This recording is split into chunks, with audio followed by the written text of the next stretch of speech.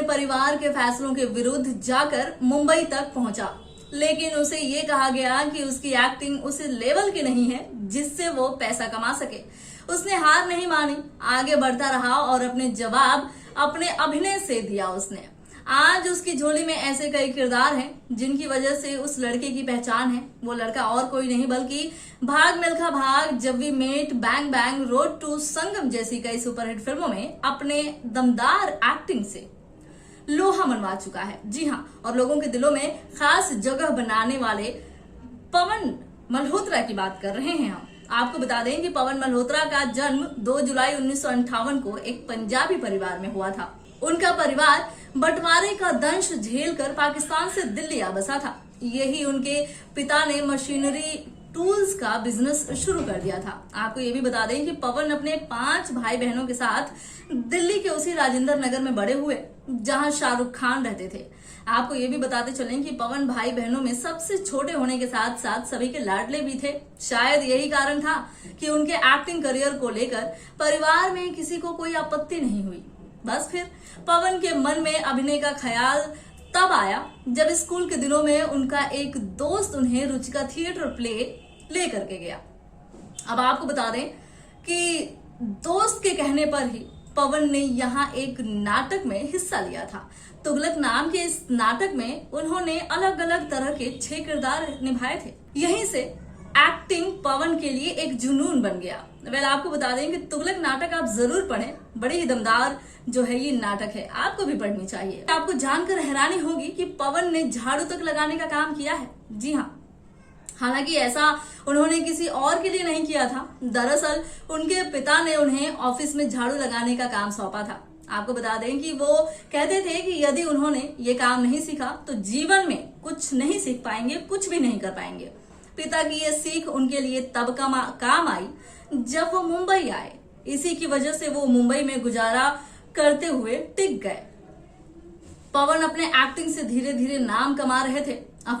अखबारों में भी उनकी काफी तारीफें हो रही थी, लेकिन वो कुछ ज्यादा ना कर सके क्योंकि इस बीच उनके पिता ने उन्हें फैमिली बिजनेस में शामिल होने के लिए कहा था। इसके बाद तो जैसे उनका थिएटर करियर खत्म हो ही गया, लेकिन नियति उनके लिए पहले ही अभिनय क्षेत्र को चुन चुकी थी।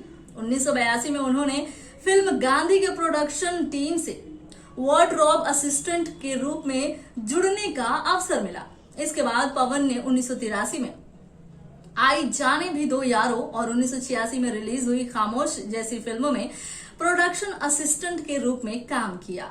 इसके बाद तो उन पर फिल्मों में काम करने का ऐसा जुनून सवार हुआ कि उन्होंने बिना किसी की परवाह किए सीधे बॉम्बे का रुख कर लिया था। लेकिन समस्या ये थी कि ये यहाँ उनका कोई नहीं था। इसी वजह से उन्हें यहाँ आर्थिक तंगियों का सामना भी करना पड़ा। उन्हें 1984 में आए टीवी सीरियल ये जो है जिंदगी में एक असिस्टेंट के तौर पर काम मिला, मगर इसमें पैसे इतने कम थे कि इनका गुजारा होना बिल्कुल मुश्किल था। यही नहीं, उनके पिता द्वारा सिखाई गई बात उनके काम आई। खुद का गुजारा चलाने के लिए उन्होंने कभी अपने पिता से पैसे नहीं मांगे।